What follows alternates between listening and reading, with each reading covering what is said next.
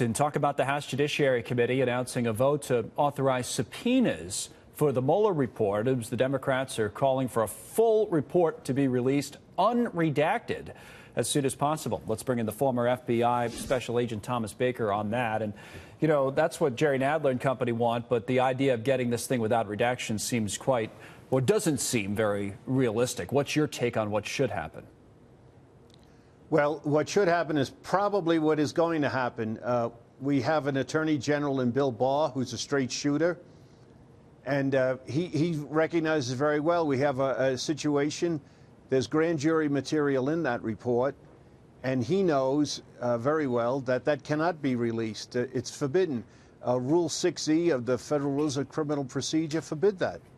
We've been talking from our, perspective about the president kind of moving beyond this, right? Because, whether it's the stock market or the economy or other policies, and now that the conclusions are out, how do you move beyond it? To truly do that, do you need to release as much of the report as possible? Otherwise people keep bringing it up over and over and speculating about what's in it, I would think. Well, there's a political desire, which is understandable, maybe even a public desire to move beyond it.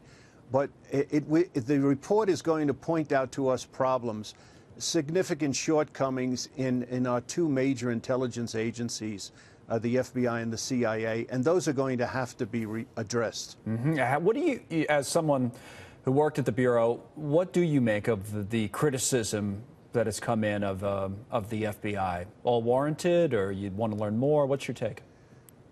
Well, our beloved FBI has gotten a lot of criticism, and some of it is justified. But the bottom line, and I think the report is going to point us in that direction, the Bureau was led down the rabbit hole by bad information from John Brennan's CIA, and that has to be closely examined. It's a legitimate thing for both intelligence committees, the House and the Senate, to look at, because what we have here is an intelligence failure. When you step back and look at it, foreign actors, be they Russian or British, led the Americans astray into this entire investigation. Now, the back and forth on this is, of course, broken on political grounds. And I guess one of the reasons I bring up how much of this report we will get is because you have people on one side saying, you know what, the president was just working with the Russians, I don't care what you say, and the other side obviously saying that this thing pretty much clears it. This Congressman Eric Swalwell has been making a lot of headlines on that particular topic. He was on with Neil. They went back and forth on, the president's standing and what the release of the Mueller conclusions actually means over the weekend. I want to listen to that real quick, and then we'll get your take on it. Here it is.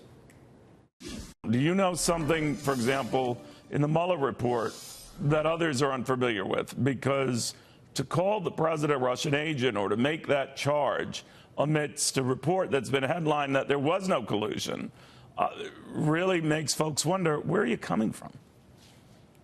Well, Neil, I'm not going to apologize for loving this country and being someone who benefited from free markets, no, free but that ideas, wasn't my question, sir. My question was dream. So whether you call the president, I understand that, but you essentially call the president a foreign agent of the Russians, and I'm wondering, there's a report out.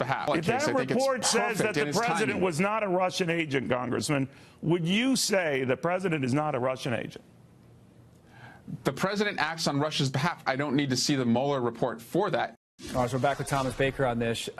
He says it doesn't matter whether the report's released, but I guess my point is, to some extent, is like the more you get out there, the less of that maybe that you end up with. What's your thoughts? Well, I agree with you 100% on that. And the congressman was speaking from a very political point of view. It's still discouraging to hear that. I think what's even more discouraging is we had John Brennan, the former head of the CIA, using those same words to describe the President of the United States.